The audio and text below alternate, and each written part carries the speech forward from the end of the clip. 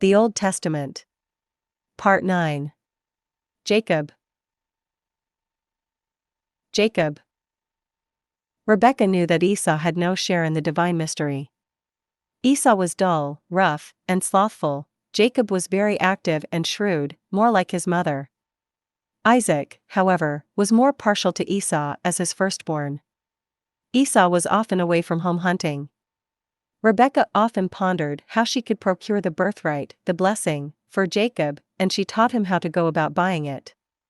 The mess of pottage for which Esau sold it was composed of vegetables, meat, and green leaves like lettuce. Esau came home tired from the chase.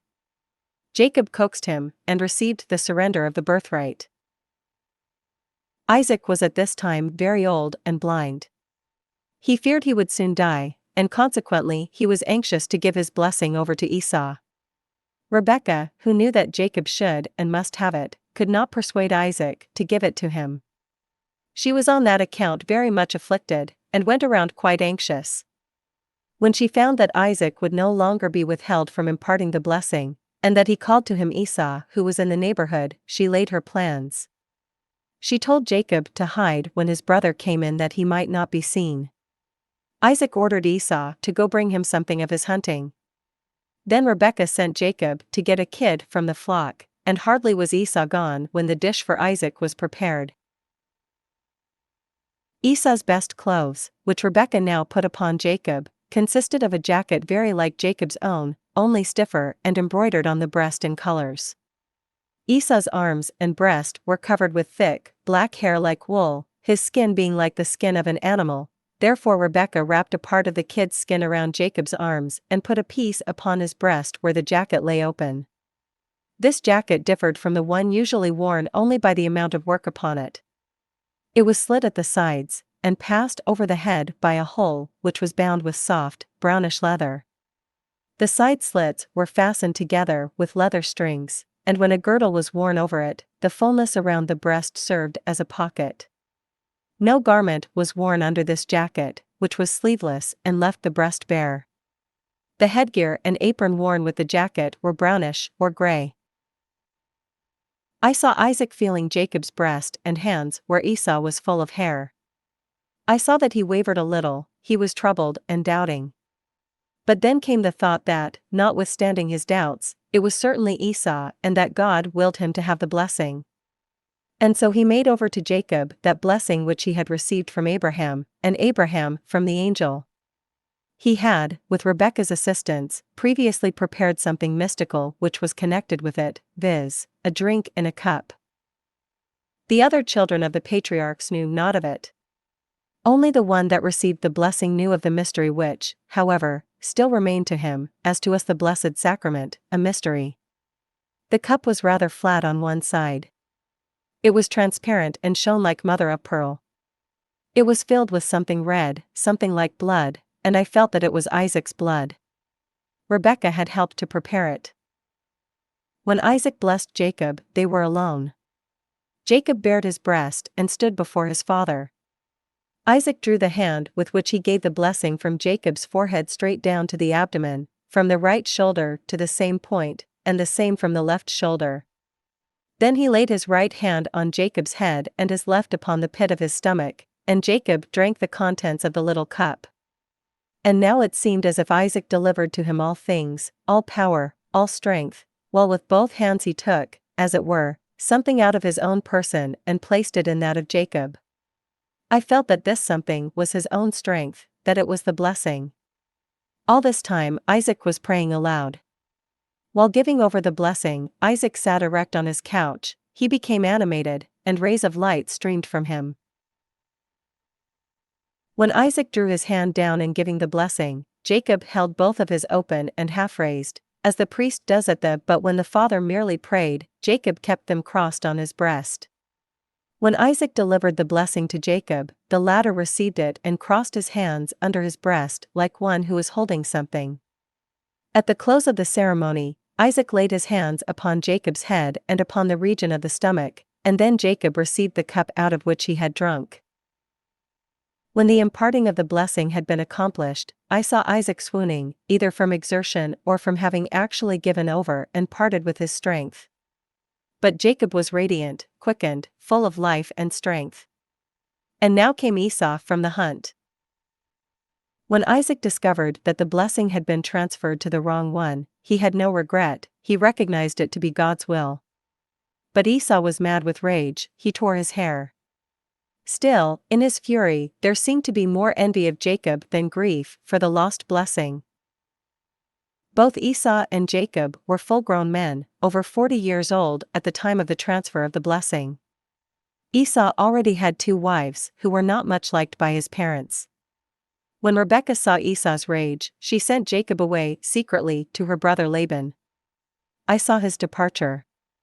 He wore a jacket that reached to the waist, an apron as far as the knees, sandals on his feet, and a band wrapped round his head. In his hand was a shepherd's staff, a small sack containing bread hung from his shoulder, and under his arm was a flask. This was all he took with him. I saw him hurrying off, followed by the tears of his mother. Isaac had blessed him a second time, and commanded him to go to Laban, and to take a wife in his new home. Isaac and Rebekah had much to endure from Esau. Rebekah especially had much sorrow. I saw Jacob, on his journey to Mesopotamia, lying asleep on the spot where Bethel afterward stood. The sun had set. Jacob lay stretched on his back, a stone under his head, his staff resting on his arm. Then I saw the ladder that Jacob beheld in his dream, and which in the Bible is described as standing upon the earth, and the top thereof touching heaven. I saw this ladder rising up to heaven from Jacob where he lay upon the earth. It was like a living genealogical tree of his posterity. I saw below on the earth, just as those genealogical trees are represented, a green trunk as if growing out of the sleeping Jacob.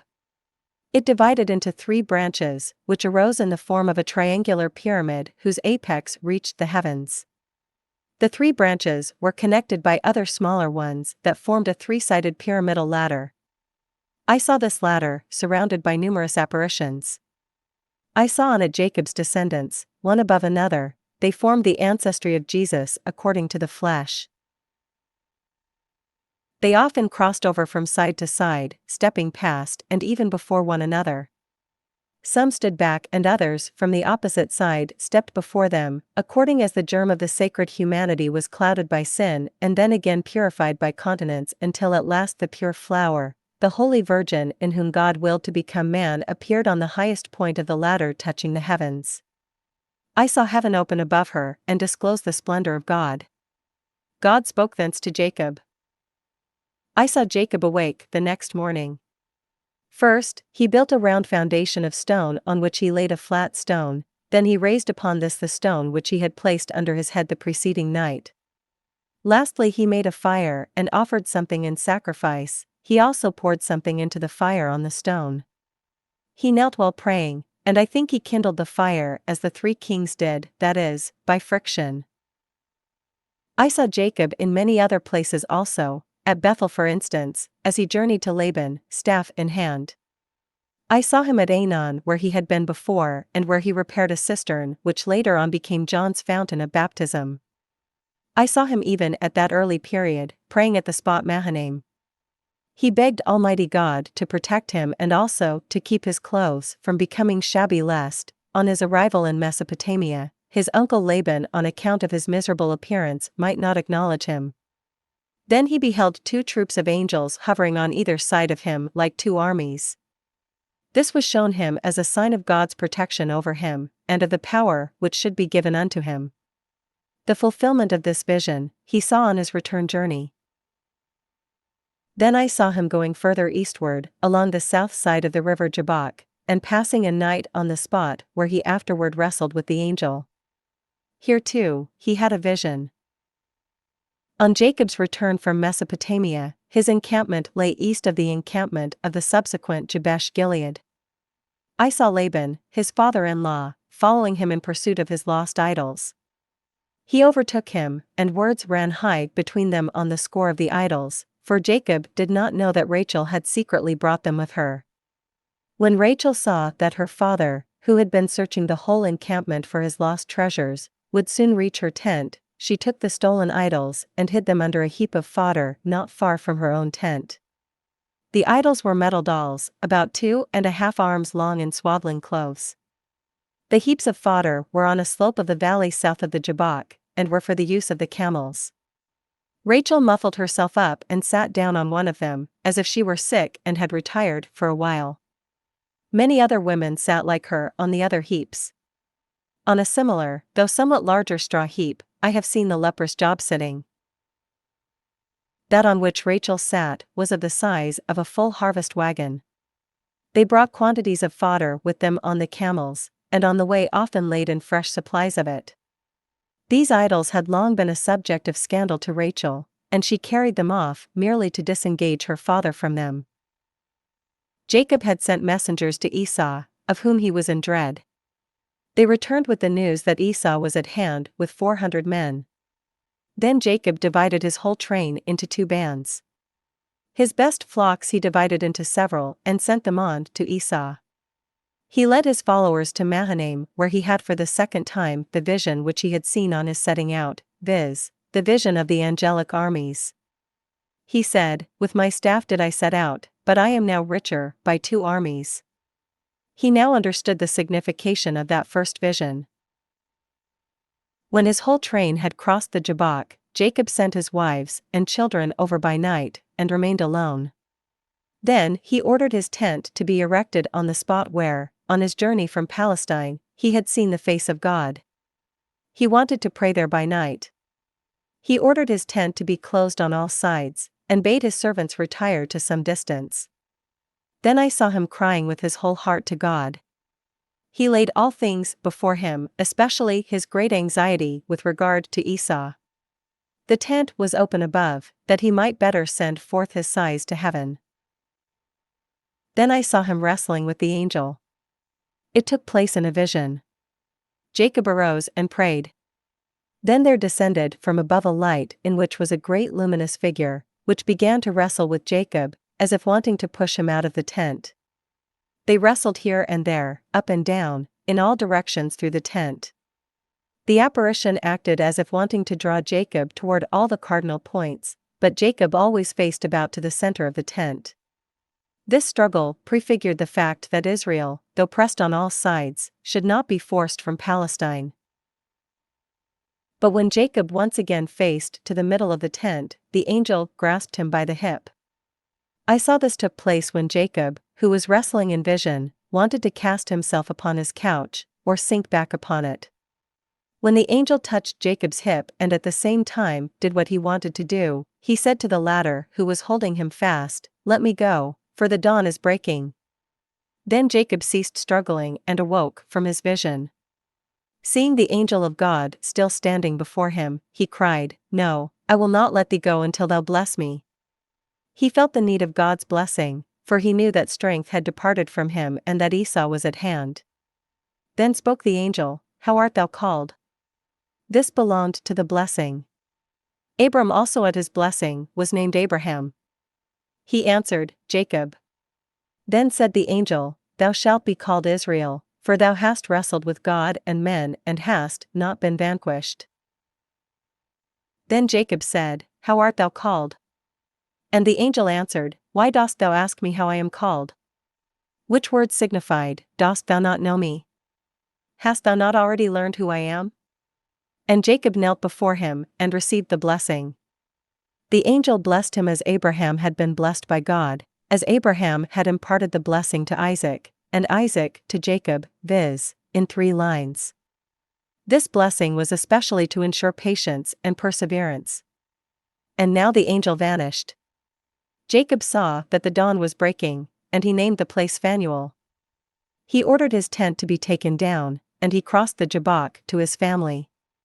And now the sun arose upon him.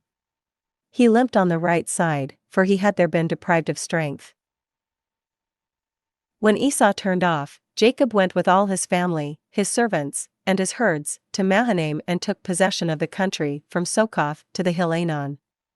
He dwelt 10 years at Anon. He afterward extended his settlement westward from Anon and over the Jordan to Salem. His tents reached to where Sichem dwelt, for there he bought a field. I saw Dinah walking around there with her maids, and conversing out of curiosity with the Sichemites.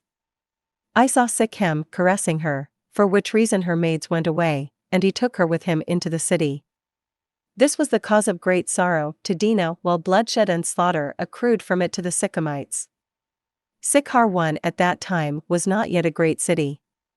It was built of large, square stones and had only one gate. The patriarchs Abraham, Isaac, and Jacob had more strength in their right side than in their left. It was not, however, noticeable, for their garments were wide and full. There was in their right side a certain fullness, like a swelling. It was the holy thing, the blessing, the mystery. It was luminous, in shape like a bean, and it contained a germ. The firstborn received it from the father, hence the prerogatives of primogeniture.